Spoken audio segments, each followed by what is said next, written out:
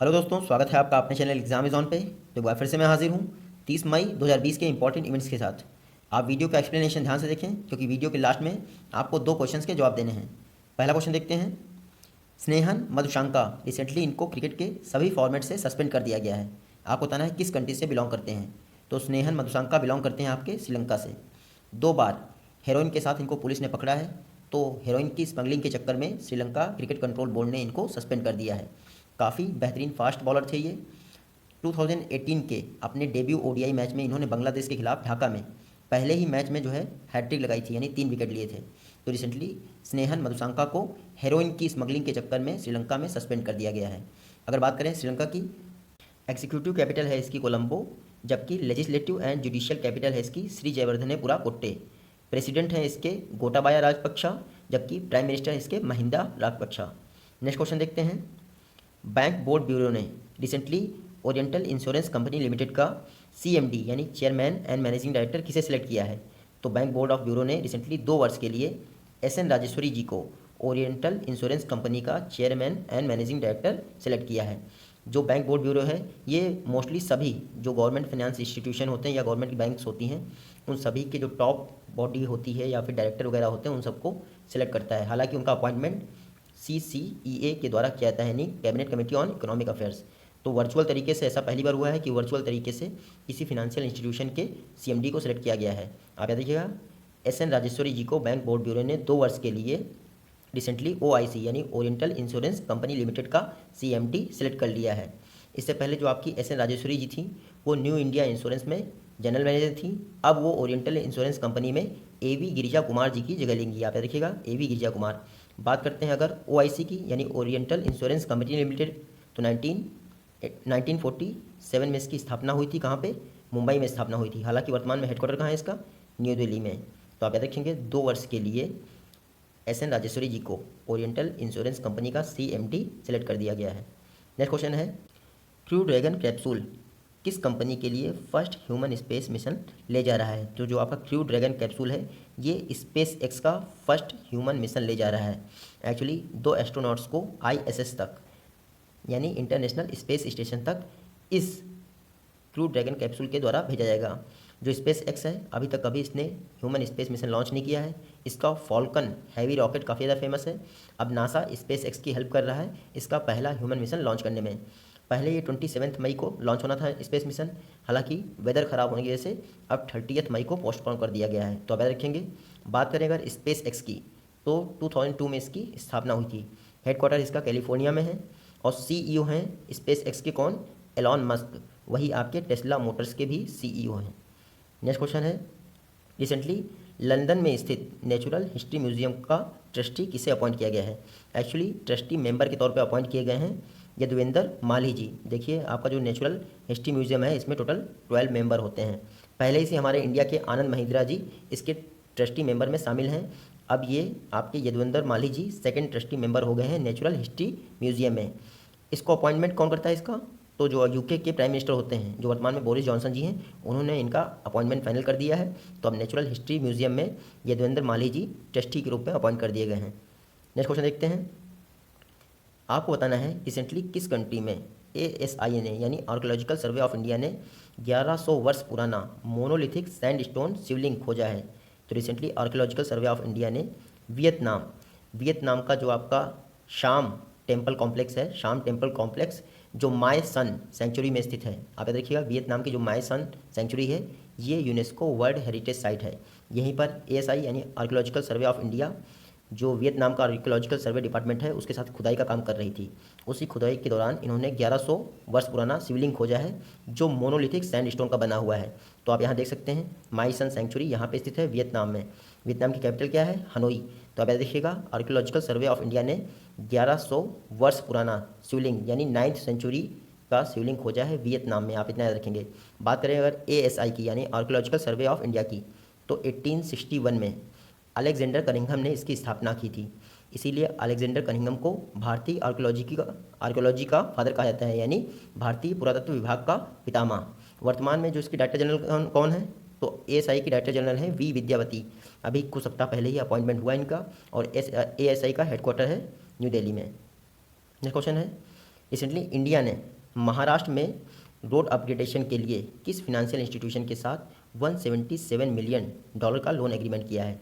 Recently India ने ADB Asian development bank के साथ 177 मिलियन का लोन एग्रीमेंट किया है ताकि महाराष्ट्र में 450 किलोमीटर हाईवेज का अपग्रेडेशन किया जा सके। मैं बता दूं कुछ दिन पहले ही यानी 1-2 दिन पहले ही नेपाल ने $250 मिलियन का एग्रीमेंट किया था एडीबी के साथ ताकि कोरोना वायरस को कॉम्बैट किया जा सके। तो आप याद रखिएगा, इंडिया ने महाराष्ट्र में रोड अपग्रेडेशन के लिए 450 किलोमीटर की रोड अपग्रेडेशन के लिए एडीबी के साथ $177 मिलियन का लोन एग्रीमेंट किया है। बात करें अगर एडीबी की यानी एशियन डेवलपमेंट बैंक की, तो 1966 में इसकी स्थापना हुई थी। हेडक्वार्टर मनीला फिलीपींस में इसकी, और इसमें जो टोटल मेंबर हैं वो 68 हैं। लेकिन कभी आपसे पूछ लिया जाए कितने रीजनल मेंबर हैं, यानी एशिया से और ओशनिया से कितने मेंबर हैं, तो एशियन डेवलपमेंट बैंक में टोटल 49 मेंबर एशिया और ओशनिया से हैं, यानी 49 रीजनल मेंबर हैं। और एशियन डेवलपमेंट बैंक का प्रेसिडेंट कौन है? तो मसद सुगु अस्कवा यहाँ के प्रेसिडेंट हैं एडीबी के, जो जापान से बिलोंग करते हैं। नेक्स्ट क्वेश्चन है, किस स्टेट गवर्नमेंट ने कोविड-19 पेशेंट्स के लिए प्राइवेट हॉस्पिटल में 80% बेड रिजर्व करने की घोषणा की है? रिसेंटली महाराष्ट्र सरकार ने सभी प्राइवेट हॉस्पिटल में 80% बेड कोविड-19 पेशेंट ट्रीटमेंट के लिए रिजर्व करने की घोषणा की है। इसकी सारी फीस महाराष्ट्र गवर्नमेंट बेयर करेगी और जो 20% बेड बचते हैं उनके विषय में हॉस्पिटल अथॉरिटीज़ डिसाइड कर सकती हैं। तो 31 अगस्त तक यही लागू रहेगा महाराष्ट्र के सभी हॉस्पिटल में।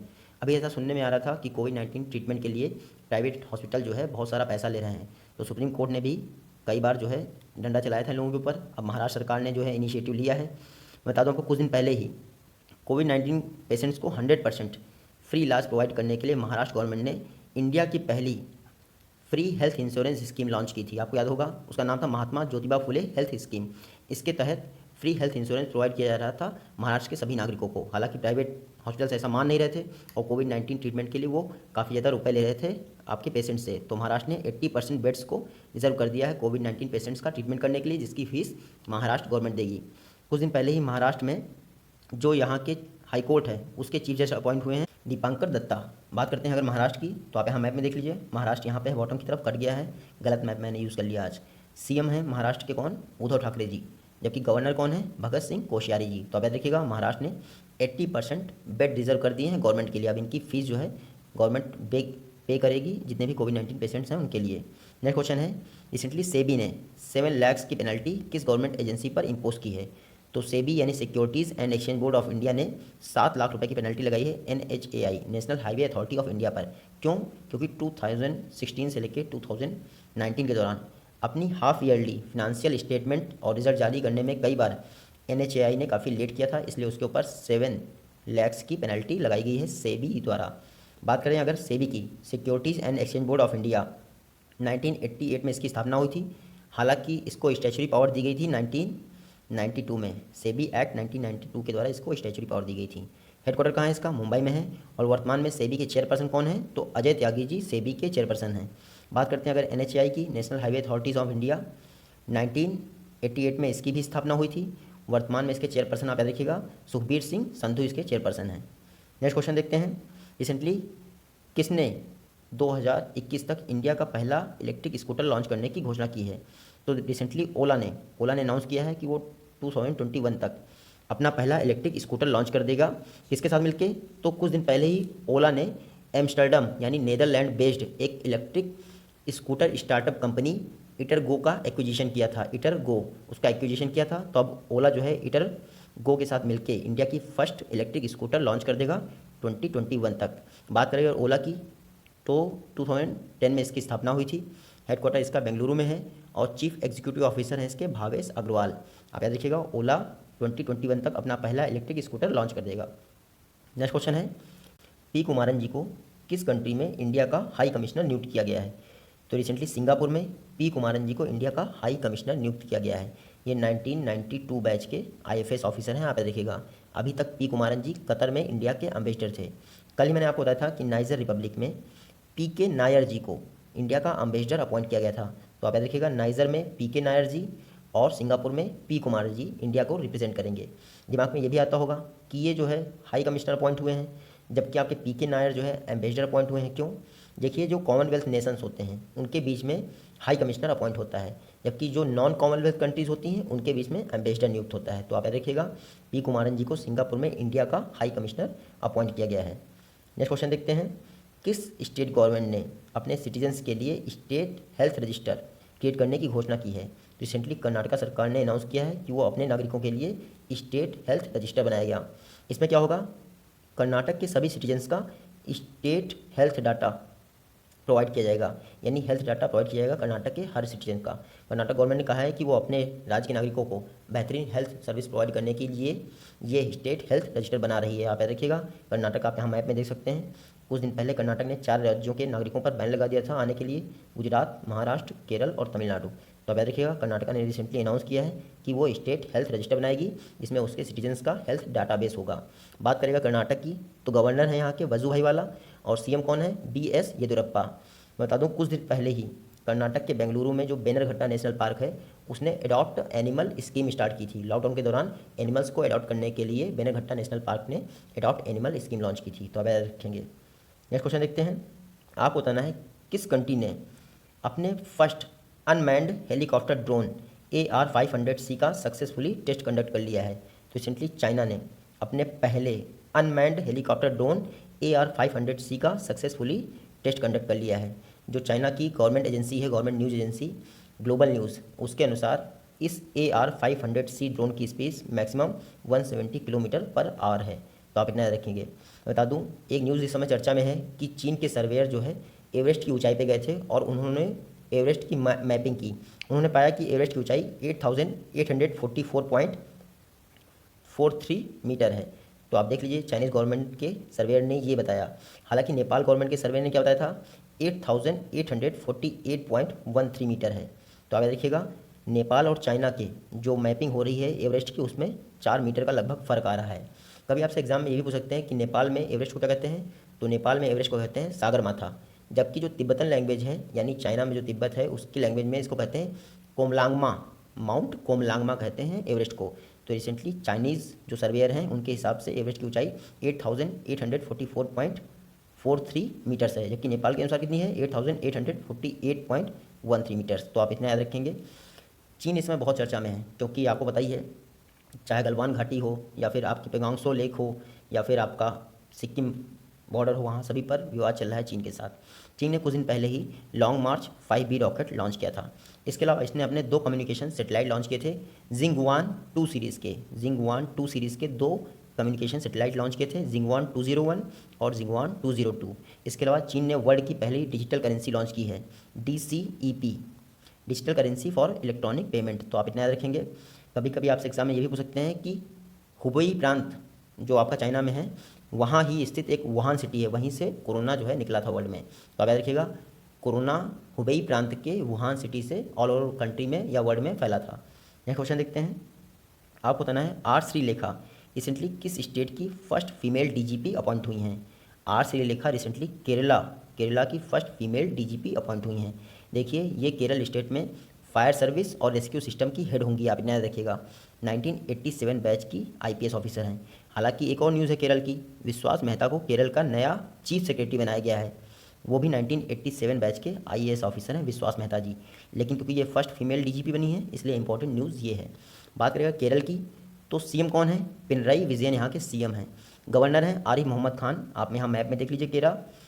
बात करें केरल के नेशनल पार्क की, तो इस समय इराविकुलम नेशनल पार्क बहुत चर्चा में है केरल का। हालांकि साइलेंट वैली नेशनल पार्क काफ़ी ज़्यादा फेमस है।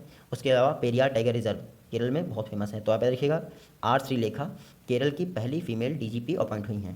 नेक्स्ट क्वेश्चन है, international day of UN peace keepers ये किस दिन ऑब्जर्व किया जाता है? तो प्रत्येक वर्ष 29 मई को international day of UN peace keepers observe किया जाता है। 29 मई को ही ऑब्जर्व क्यों किया जाता है? क्योंकि यूनाइटेड नेशन की मिलिट्री पहली बार 29 मई 1948 को मिडिल ईस्ट में डिप्लॉय की गई थी। इसीलिए हर बार 29 मई को international day of UN peace keepers observe किया जाता है। 2 दिन पहले ही मैंने आपको बताया था, इस बार इंडिया की सुमन गवानी जी को UN जेंडर एडवोकेट अवार्ड दिया जाएगा और इसी दिन यानी 29 मई को ये अवार्ड दिया गया है वर्चुअली तरीके से। 2 दिन पहले मैंने ये वीडियो कवर करवाई थी, तो आप याद रखिएगा। बात करते हैं यूनाइटेड नेशन की। 24 अक्टूबर 1945 को UN की स्थापना हुई थी। हेडक्वार्टर है इसका न्यूयॉर्क में। इसके टोटल मेंबर्स कितने हैं? तो 193 मेंबर्स हैं और प्लस 2 ऑब्जर्वर हैं। यूनाइटेड नेशन के सेक्रेटरी जनरल का नाम आप याद रखिएगा, एंटोनियो गुतेरेस, जो पुर्तगाल से बिलोंग करते हैं, वो यूनाइटेड नेशन के सेक्रेटरी जनरल हैं। नेक्स्ट क्वेश्चन है, किसने लेबर डीजी नामक ट्विटर हैंडल लॉन्च किया है लेबर स्टैटिक्स प्रोवाइड करने के लिए ट्विटर पर? तो ट्विटर पर लेबर स्टैटिक्स प्रोवाइड करने के लिए लेबर डीजी नामक ट्विटर हैंडल लॉन्च किया गया है संतोष गंगवार जी के द्वारा। संतोष गंगवार कौन है?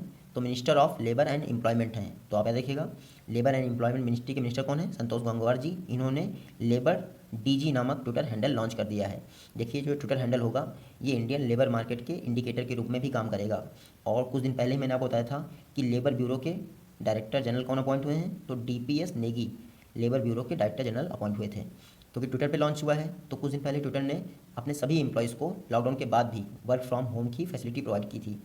ट्विटर की स्थापना हुई थी 2006 में। हेडक्वार्टर है इसका कैलिफोर्निया में। और फाउंडर एंड सीईओ कौन है? जैक डॉर्सी इसके फाउंडर एंड सीईओ हैं।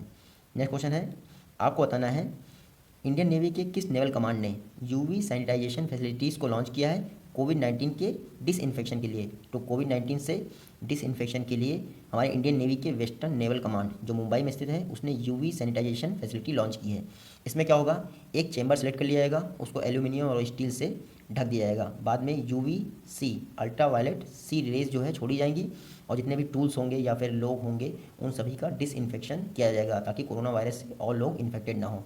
तो आप याद रखिएगा, वेस्टर्न नेवल कमांड ने recently UV sanitisation facility launch की है।